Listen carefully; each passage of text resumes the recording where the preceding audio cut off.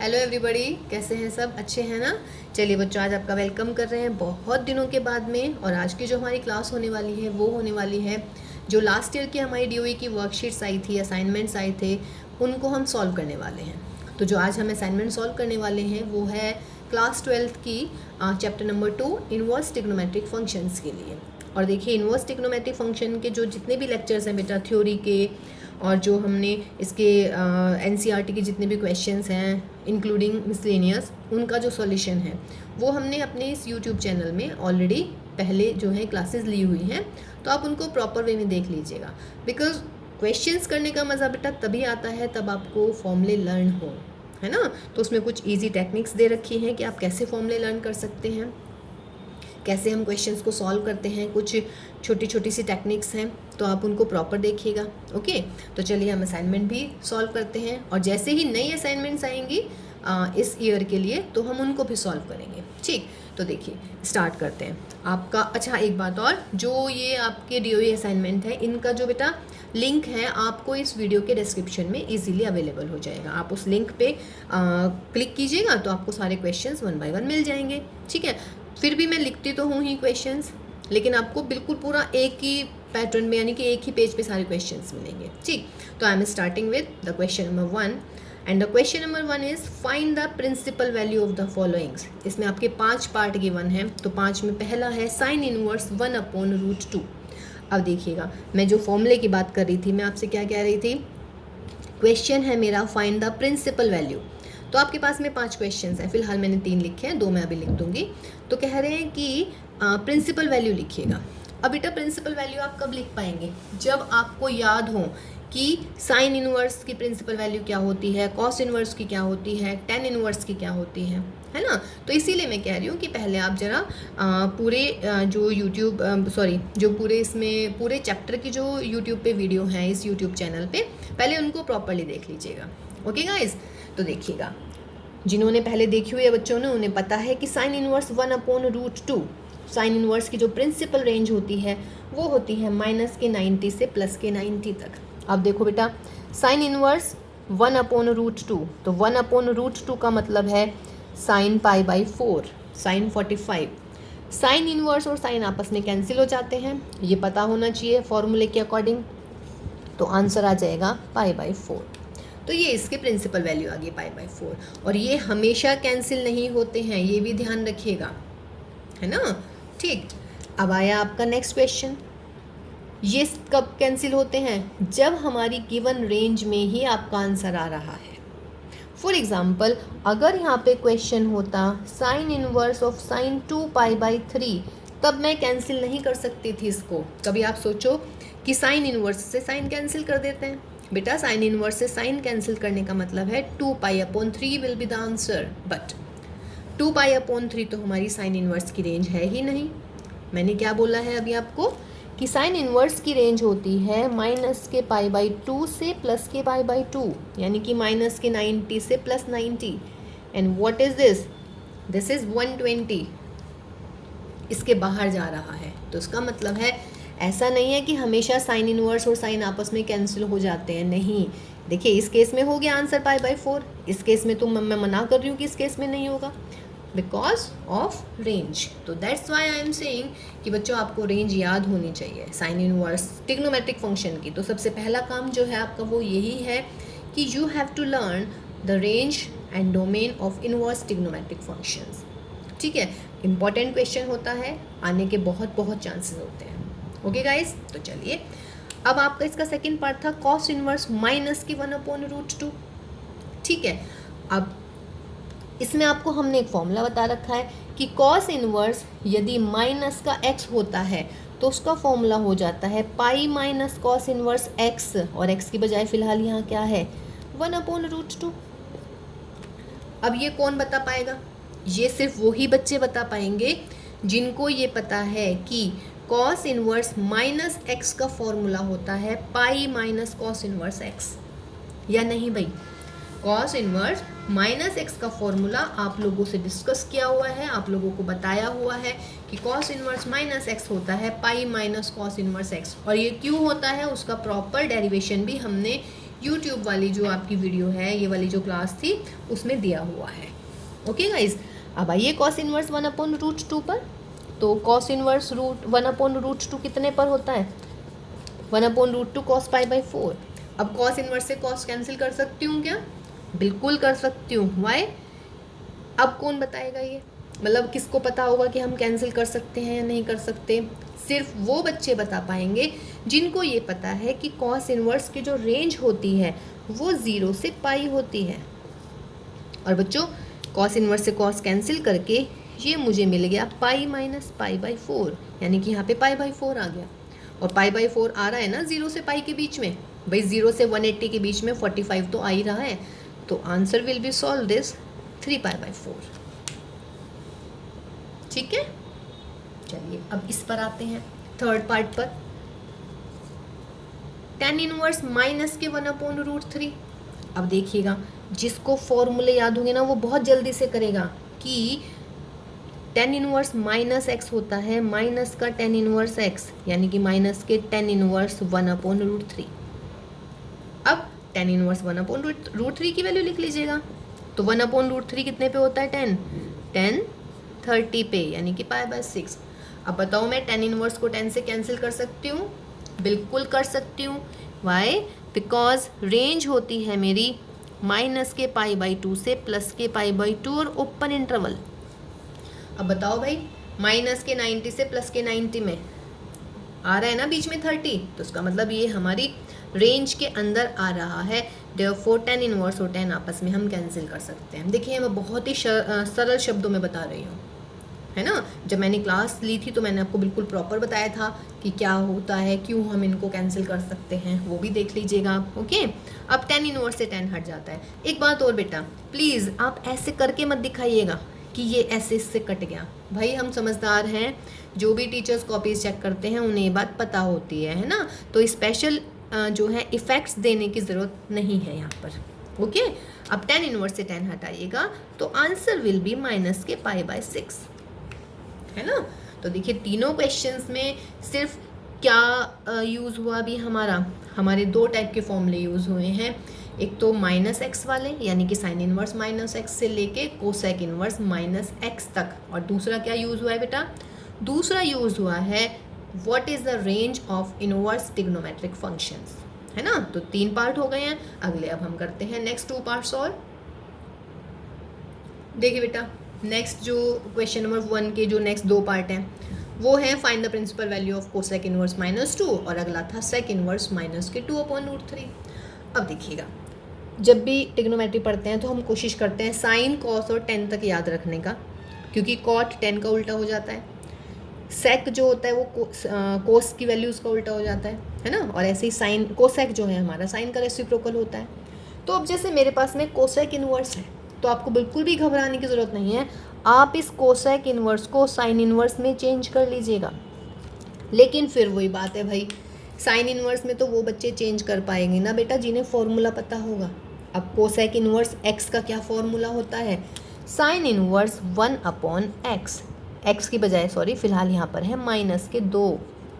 तो यानी कि ये मुझे मिल गया साइन इनवर्स माइनस का हाफ। अब minus half, sign inverse minus x का फॉर्मूला लगाइए, क्या होता है? माइनस के साइन इनवर्स एक्स, यानी कि हाफ। अब बेटा माइनस के साइन इनवर्स और हाफ को कैसे लिख सकते हैं आप?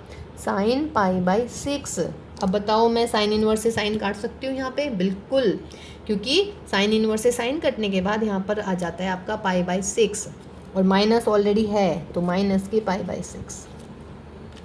तो हमारी रेंज में आ रहा है। हमारी रेंज होती है साइन इनवर्स की क्या?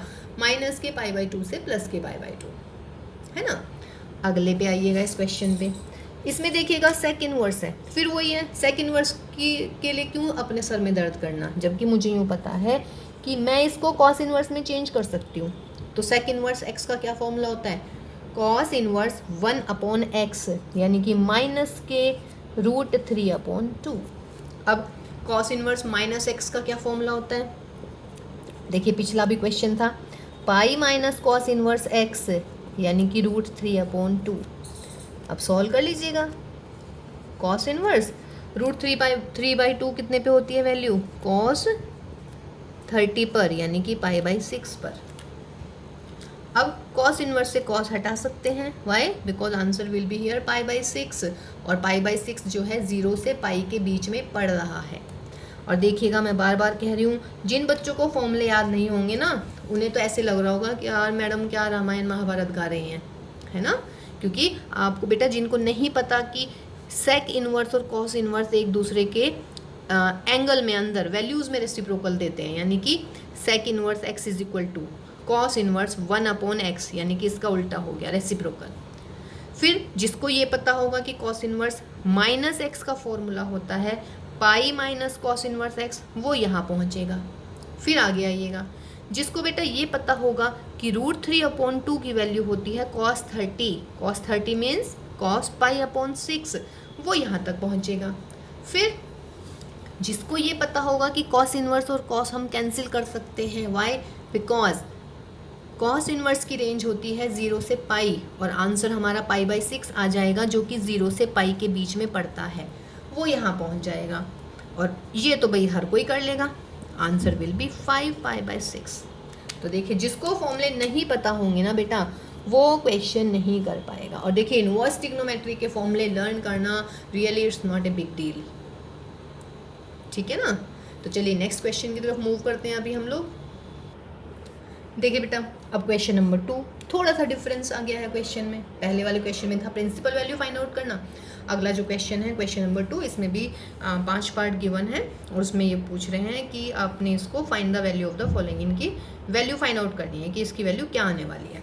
ठीक, अब देखिएगा, मैं अगर आपसे पूछूँ ना बेटा इसका आंसर बताओ, तो मुझे पता है जिन बच्चों ने फॉर्मूले लर्न कर रखे हैं ना, वो गलती कर सकते हैं कि मैम साइन इनवर्स और साइन ना कैंसिल होकर आंसर 3π/5, और इसका आंसर आप क्या करेंगे कि मैम कॉस इनवर्स से कॉस कैंसिल कर देते हैं और 13π/6 दे देते हैं।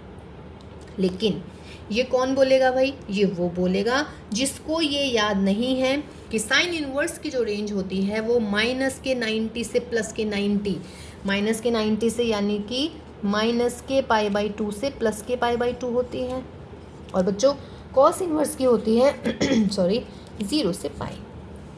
अब देखो भाई, -π/2 से +π/2 के बीच में ये नहीं पड़ेगा, अगर मैं इसको कैंसिल कर दूंगी इसका मतलब ये मेरा आंसर नहीं है। ऐसी यदि मैं कॉस इनवर्स से कॉस कैंसिल कर देती हूँ बेटा, तो 0 से पाई के बीच में 13π/6 नहीं लाई कर रहा, तो इसका मतलब हम कैंसिल तो कर नहीं सकते हैं। देखिए, पिछले क्वेश्चन में माइनस था तो हमारी माइनस से प्रॉब्लम सॉल्व हो रही थी, लेकिन इसमें ना तो माइनस है ना ही विद इन द रेंज पड़ रहा है। तो इस टाइप के क्वेश्चंस में आपने क्या करना है, हमें 10th के फॉर्मूले रिवाइज करने हैं। आपको एक वीडियो दे रखी है कि short tricks to learn all the trigonometric फॉर्मूले, वो 1-1.25 घंटे की वीडियो है, उसमें बहुत अच्छे तरीके से मैंने एक्सप्लेन किया हुआ है कि आप फॉर्मूले कैसे लर्न कर सकते हैं, है ना? मे भी आपको पसंद आए, आप देखिएगा ज़रूर जिन लोगों को फॉर्मूले लर्न नहीं है। चलिए, अब कैंसिल तो मैं इसको कर नहीं सकती, आंसर तो मुझे लेके आने ज़रूरी है, और इसी रेंज में पढ़ना चाहिए मेरा आंसर, है ना? तो इसके लिए मैं क्या करती हूँ, मैं अपना 10वीं का दिमाग लगाती हूँ, और इस 3π/5 को मैं क्या ऐसे लिख सकती हूँ, साइन π-2π/5, साइन 180 मतलब π-2π/5। सॉल्व कीजिएगा, इसको एलसीएम लीजिएगा, 5π - 2π आ गया सॉल्व होके 3π/5। भाई मैंने 3π/5 को पाई माइनस के 2π/5 लिखा है। आपके दिमाग में ये भी आ सकता है कि मैम 2π क्यों नहीं लिखा? भाई 2π लिख देते तो 5 दूनी 10 में से 2 गए 8, जबकि यहाँ पे 3 चाहिए मुझे, ठीक है? या अगर यहाँ पे प्लस होता, कभी आप सोचो कि मैम ने प्लस क्यों नहीं लिखा, तो 5π + 2π यानी कि 7π, तो फिर वो भी नहीं हो सकता, है ना? तो मैंने पाई माइनस के 2π/5 लिखा। अब देखिएगा, अब ज़्यादा से बच्चे ऐसा ना करें कि इसको सॉल्व कर दें कि यार इसको फिर सॉल्व कर देते हैं। बेटा सॉल्व करोगे तो ऊपर वाला ही आएगा। अब यहाँ पे अपना लगाइए formula, sine pi minus theta क्या होता है? साइन पाई माइनस थीटा होता है साइन थीटा। इसका मतलब अंदर मैं इसको लिख सकती हूँ sine 2π/5। Got my point here और not? I am saying sine 3π/5 को मैंने पाई माइनस 2π/5 लिख दिया, क्योंकि सॉल्व करके ये आ रहा है मेरा, है ना? कहने का मतलब आप इसको ऐसे समझ लीजिएगा, अगर मेरे पास में 7 है तो क्या मैं इसको 10 - 3 लिख दूँ? कोई चेंज थोड़ी ना होएगा इसमें, है ना? तो वो किया है बस मैंने, अब मैं इसको सॉल्व नहीं करूँगी, अब मैंने साइन पाई माइनस थीटा का फॉर्मूला लगा दिया। तो साइन पाई माइनस थीटा का क्या फॉर्मूला हुआ बेटा, साइन थीटा यानी कि साइन 2π/5। अब देखना क्या मैं इन दोनों को कैंसिल कर सकती हूँ, अब मैं बिल्कुल कर सकती हूँ। वाई, क्योंकि जो ये है ना 2π/5 ये इस रेंज में आ गया है हमारा। तो साइन इनवर्स से साइन कैंसिल कीजिए, आंसर विल बी 2π/5। सही है। तो देखिए कहाँ तो आप आंसर करे थे 3π/5, कहाँ आंसर क्या है एग्जैक्ट 2π/5। तो साइन इनवर्स से साइन कैंसिल होकर आंसर आया 2π/5। ये बात बिल्कुल क्लियर होनी चाहिए बेटा। इस क्वेश्चन को बार बार देखिए अगर किसी को भी क्लियर नहीं है कि साइन इनवर्स से साइन यहाँ पे क्यों नहीं कैंसिल किया मैंने, क्यों नहीं मैंने लिखा आंसर 3π/5, और यहाँ पे मैंने क्यों कैंसिल करके आंसर लिख दिया है। अब इसमें दिमाग लगाते हैं, क्या मैं इसको कैंसिल कर दूँ, नहीं कर सकती। वाई, बिकॉज 13π/6 आएगा आंसर, लेकिन बाहर है कॉस इनवर्स, और कॉस इनवर्स की रेंज क्या होती है बच्चों, 0 से पाई होती है। इसी के बीच में आंसर आना चाहिए हमारा। तो चलिए इसमें भी हम थोड़ी सी मैनिपुलेशन कर देते हैं। क्या मैं इसको ऐसे लिख दूँ भाई 2π + π/6, सॉल्व करके देखेगा। 6 2 12, 12 + 1 13π/6 आ गया ना, इसको ऐसे करके लिख देते हैं। अब cos 2π + थीटा क्या होता है, cos 2π + थीटा हो जाता है cos थीटा यानी कि cos π/6। ये भी एक वो मैं बार बार कह रही हूँ 2π + theta, pi minus theta, pi plus theta, 2π - theta, π/2 + theta, उन सबको फॉर्मूले को लर्न करने का हमने बहुत ही अच्छा तरीका दे रखा है। बेशक वीडियो है थोड़ी 1-1.25 घंटे की लंबी वीडियो है, लेकिन वो बहुत ही फ्रूटफुल है, तो आप लोग उसको प्लीज़ देखिएगा। अब कॉस इनवर्स से कॉस अब मैं यहाँ पे इजीली कैंसिल कर सकती हूँ, तो आंसर कितना आएगा बेटा π/6। तो देखना भाई कहाँ तो आप 13π/6 सॉरी 13π/6 ला रहे थे, कहाँ आंसर π/6 आ गया है। ठीक है, तो चलिए नेक्स्ट क्वेश्चन की तरफ मूव करते हैं अभी हम। चलिए बेटा देखिए इसका थर्ड पार्ट क्या है, tan inverse of 10 7π/6। I think ये बिल्कुल क्लियर होना चाहिए। tan इनवर्स ऑफ 10, अगर आप tan इनवर्स से 10 कैंसिल करेंगे तो answer will be what 7π/6। Is it right? I think नहीं। वाई? बिकॉज tan इनवर्स की जो बेटा रेंज है दैट इज -के π/2 से +के π/2 ओपन इंटरवल। तो 7π/6 तो इसके बीच में नहीं पड़ रहा है ना। तो अब देखिएगा आप क्या करें इसमें, क्या मैं 10 को ऐसे लिख सकती हूँ π + π/6, लिख सकते हैं ना, क्यों जी, ऐसे हम लीजिएगा 6π + के पाई यानी कि 7π, तो 7π/6 बिल्कुल सही आ गया 7π/6। ठीक है ना। देखिए जो आप यहाँ पे इसको मैनिपुलेट करेंगे सॉल्व होके वही आना चाहिए। उसके बाद में सॉल्व नहीं करना है, यहाँ पे आपने लगाने हैं अपने फॉर्मूले, जो आपके 10th के ट्रिग्नोमेट्री के फॉर्मूले 11th क्लास वाले।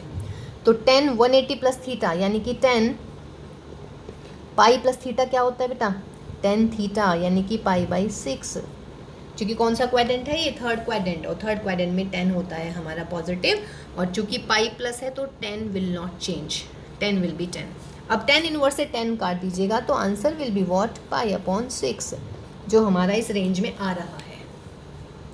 इसको बोलिएगा cosec inverse of cosec. Cosec की क्या रेंज होती है, कोसेक की रेंज भी यही होती है, बट ओपन इंटरवल की बजाय एक तो होता है व्हाट क्लोज इंटरवल, और दूसरी चीज़ 0 नहीं होता इसमें। 0 क्यों नहीं होता, बिकॉज कोसेक जो है बेटा साइन का उल्टा होता है, और साइन 0 हमारा क्या होता है 0, तो 0 का रेसिप्रोकल क्या हो जाएगा आपका इनफाइनाइट। इनफाइनाइट तो कुछ होता ही नहीं है हमारे पास में, है ना। अब देखिएगा कोसेक इनवर्स से कोसेक हटाने की कोशिश कीजिए तो आंसर विल बी π/8। बिल्कुल सही है, बिकॉज ये हमारा रेंज में आ रहा है। अब ज़रूरी नहीं है कि हर बार ही आपको मैनिपुलेट करना है, मैनिपुलेट सिर्फ तब करना है जब आंसर जो है हमारा विद इन द रेंज नहीं आ पा रहा है। कभी इसमें भी बनो ज़्यादा आर्यभट्ट और इसमें भी कोशिश करनी शुरू कर दो कि भाई कोसेक इनवर्स से कोसेक कैसे काट दें, तो π/8 आ गया। π/8 यदि आ रहा है तो वो इस रेंज में आ रहा है, it means answer is right. Again sec inverse से सेक हटाए ज़रा, आंसर कितना मिला बेटा 3π/4। और बताइए क्या सेक इनवर्स की रेंज क्या होती है, 0 से पाई होती है, और इसमें से π/2 को माइनस कर देते हैं, तो ये 0 से पाई के बीच में तो आ रहा है, ये हुआ 135, और हमारा जो सेक इनवर्स की रेंज है वो है 0 से 180 एक्सक्लूडिंग 90, तो दिस इज द आंसर। तो देखिए 2 क्वेश्चन कितने ईजी हो गए। तो ऐसा नहीं है, कभी कभी ईजी क्वेश्चंस भी आते हैं। चलिए तो नेक्स्ट क्वेश्चन की तरफ मूव करते हैं, क्वेश्चन नंबर 3। देखिए बेटा क्वेश्चन नंबर 3 में है हमारे 3 पार्ट। तो हम फर्स्ट पार्ट देख रहे हैं साइन ऑफ दिस, है ना। है तो वही क्वेश्चन, अभी तक जो आपने क्वेश्चन पढ़े हैं वो ऐसे पढ़े हैं कि सॉल्व दिस या फिर find the principal value of this. अब इसमें थोड़ा सा आगे और बढ़ा दिया है क्वेश्चन को, कोई बात नहीं। पहले हम इनवर्स वाले को सॉल्व कर लेते हैं, या आप ऐसे ही रखिएगा इसको, sine π/3। Sine inverse minus x का क्या फॉर्मूला होता है बेटा, माइनस के साइन इनवर्स एक्स, यानी कि माइनस के साइन इनवर्स हाफ। अब भाई ये हो गया मेरा sine π/3, minus minus will be plus, तो साइन इनवर्स हाफ। और साइन इनवर्स हाफ कितना होता है, ये मिला मुझे π/3। साइन इनवर्स हाफ का मतलब sine inverse and that will be sine 30। तो देख लेते हैं भाई क्या मिलने वाला है अब हमें। तो that is sine π/3। Sine inverse से साइन कैंसिल हो जाएगा, व्हाई, बिकॉज π/6 है और π/6 जो है रेंज में आ ही रहा है। तो व्हाट इज दिस, साइन π/2, है ना, 60 + 30, और साइन π/2 कितनी वैल्यू होती है 1। तो देखिए फॉर्मूले जिनको याद होंगे वो क्वेश्चंस कर पा रहे हैं, है ना। तो चलिए नेक्स्ट क्वेश्चन देखिए बेटा, सेकंड पार्ट है आपका क्वेश्चन नंबर 3 का, sine of half cos inverse 4/5। बिल्कुल डिफरेंट क्वेश्चन हो गया है, बिकॉज मुझे नहीं पता कि भाई कॉस इनवर्स 4/5 यानी कि 4/5 की कॉस थीटा क्या वैल्यू देता है, मतलब कि 4/5 कॉस की कौन सी वैल्यू होती है, किस एंगल पे कॉस की वैल्यू 4/5 होती है। Actually I should say this, है ना, क्योंकि देखिए मुझे 0 पता है, मुझे 1 पता है, 1/2 पता है, √3/2 पता है, 1/√2 पता है ना, लेकिन 4/5 तो नहीं पता। इवन अगर हम टेबल लेके बैठेंगे तो हम बता सकते हैं, बट अगर इस टाइप का क्वेश्चन आता है जब आपको वैल्यू नहीं पता होती ना, तो आप बहुत जल्दी से कर दीजिएगा लेट, जो भी अंदर पूरा एंगल है उसको मैं थीटा लेट कर देती हूँ, let this is my theta. अभी ये 2 यहाँ पहुँच जाएगा, तो cos inverse 4/5 is equal to what, 2 theta. यहाँ तक कोई दिक्कत भाई, क्योंकि अगला क्वेश्चन भी ऐसे ही होगा तो आपको बिल्कुल याद हो जाएगा फिर, है ना। आप प्रैक्टिस करेंगे तो बहुत अच्छे से सवाल आपसे सॉल्व होने शुरू हो जाते हैं।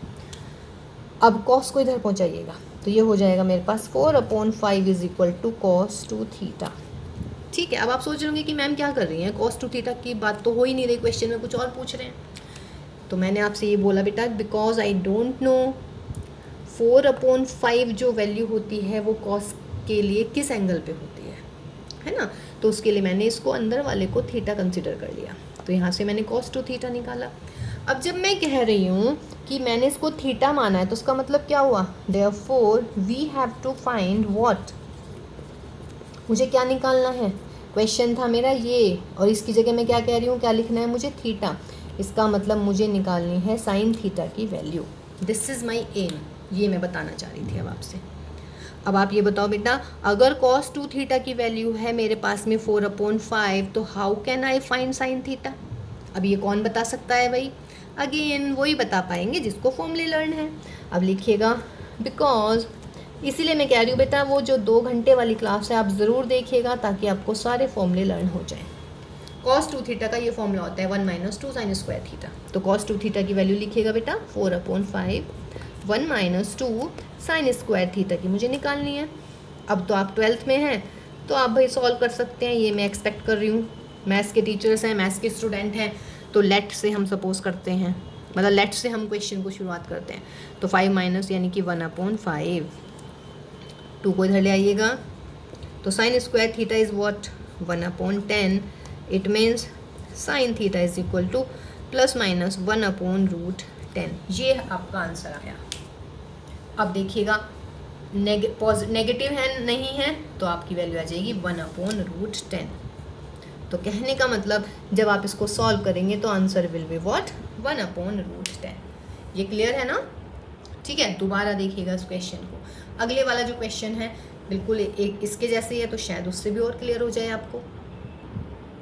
देखिए बेटा, इसका सी पार्ट है क्या उसके जैसा सा, tan of half cos inverse √5/3। तो आप इसमें क्या करें, इसमें आप कंसिडर कर लीजिएगा, क्योंकि मुझे नहीं पता कि √5/3 मैं कैसे बता दूं डायरेक्ट। जैसे अभी तक जितने भी क्वेश्चंस थे उसमें मैंने डायरेक्ट मान लिया था कि π/6 होता है, π/3 होता है या π/4, इसमें मैं नहीं बता पा रही हूँ। अब इस 2 को इधर ले जाइएगा तो that will be cos inverse √5/3 is equal to 2 theta. Cos को उधर ले जाइएगा, √5/3 is equal to cos 2 theta. अब फिर cos 2 थीटा की वैल्यू आ गई है ना।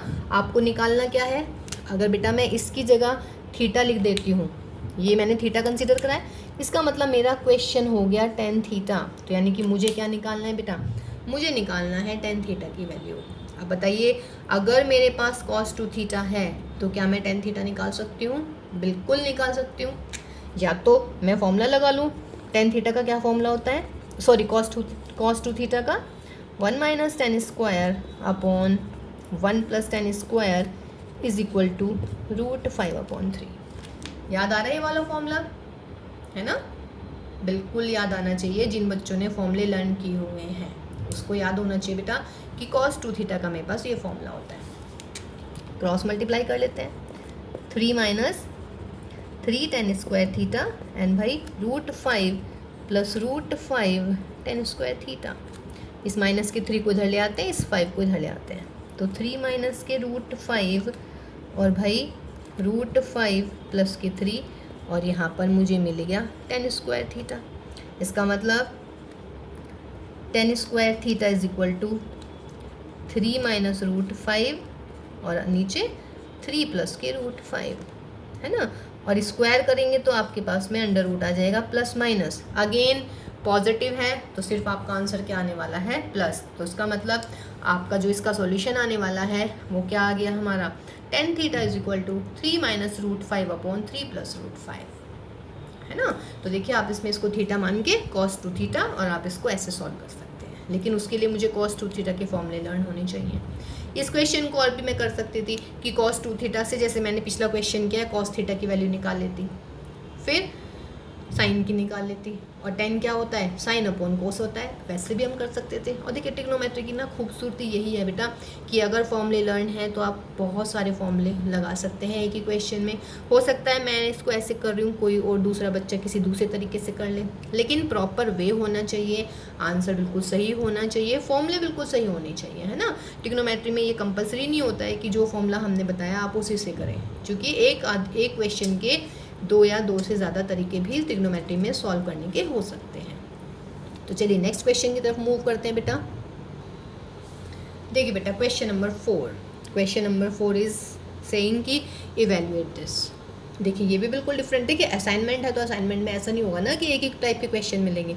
असाइनमेंट का मतलब होता है कि चैप्टर जो है कंप्लीट हो गया है, अब हम आपको बिल्कुल मिक्स वाले क्वेश्चन दे रहे हैं, है ना। चलिए, बाहर कॉस है, अंदर साइन इनवर्स है, कॉस इनवर्स है, तो बेटर क्या रहेगा कि अगर बाहर कॉस है तो अंदर भी किसी तरह कॉस इनवर्स आ जाए, ताकि मैं कॉस से कॉस इनवर्स को कैंसिल कर दूं और मेरा सिंपल सा आंसर आ जाए।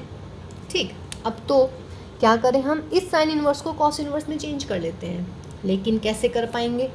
जिसको फॉर्मूला याद होगा, डेफिनेट सी बात है, साइन इनवर्स एक्स क्या हो जाता है, कॉस इनवर्स √1 - x²।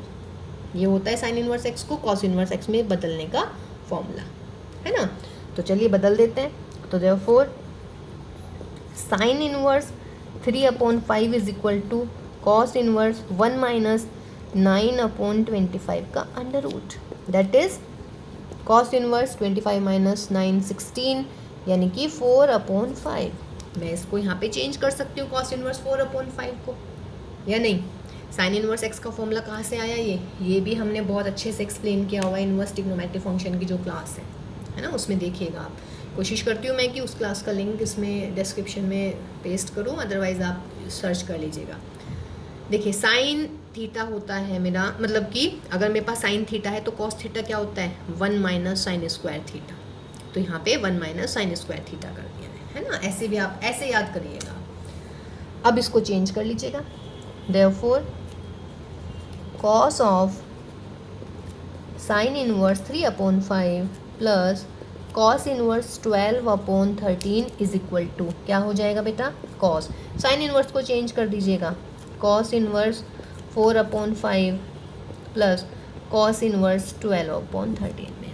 अब cos inverse x plus cos inverse y का फॉर्मूला। तो क्या होगा cos inverse x plus cos inverse y का फॉर्मूला? कॉस, यहाँ पर क्या आ जाएगा, cos inverse x into y यानी कि 4/5 into 12/13 minus 1 minus x square यानी कि 16/25 और इंटू में क्या हो जाएगा 1 माइनस वाई स्क्वायर। सिर्फ मैं फॉर्मूला लगा रही हूँ, इसके अलावा मैं कुछ नहीं कर रही हूँ। और जिसको फॉर्मूला याद नहीं है अगेन उन्हें लगेगा कि मैम क्या कर रही है, हमें तो कुछ भी समझ में नहीं आ रहा है। समझ में बेटा इसीलिए नहीं आता होगा बिकॉज आपको फॉर्मूला नहीं लर्न है ना। Cos inverse x plus cos inverse y का फॉर्मूला होता है cos inverse x into y minus 1 minus x square into 1 minus y square. अब cos of cos inverse solve कर लीजिएगा, इसको देखिएगा, दैट इज 48/65 माइनस ये कितना हो जाएगा 25 माइनस 16 यानी कि 9, तो 9 का मतलब हो गया 3/5। 169 माइनस 144 यानी कि 25 यानी कि 5/13। सॉल्व दिस, हो गया जी। कॉस से आप कॉस इनवर्स हटा सकते हैं, या चलिए प्रॉपर लिख लेते हैं पहले कॉस ऑफ कॉस इनवर्स। ये हो गया 48 माइनस 15/65। अब हटा लीजिएगा कॉस से कॉस इनवर्स, तो कितना हुआ, ये हो जाएगा बेटा 8 में से 5 गए 3, 33/65। तो that is your answer. Clear हुआ कुछ? देखिएगा साइन इनवर्स को सिर्फ कॉस इनवर्स में चेंज कर रहे हैं फॉर्मूले से, फिर cos inverse x plus cos inverse y का फॉर्मूला। ये हम इतनी मेहनत क्यों करी हमने कॉस इनवर्स में चेंज करने की, बिकॉज बाहर कॉस है और cos inverse x plus cos inverse y के फॉर्मूले में कॉस इनवर्स आ जाएगा और हमें ये पता है कॉस और कॉस इनवर्स कैंसिल हो जाते हैं।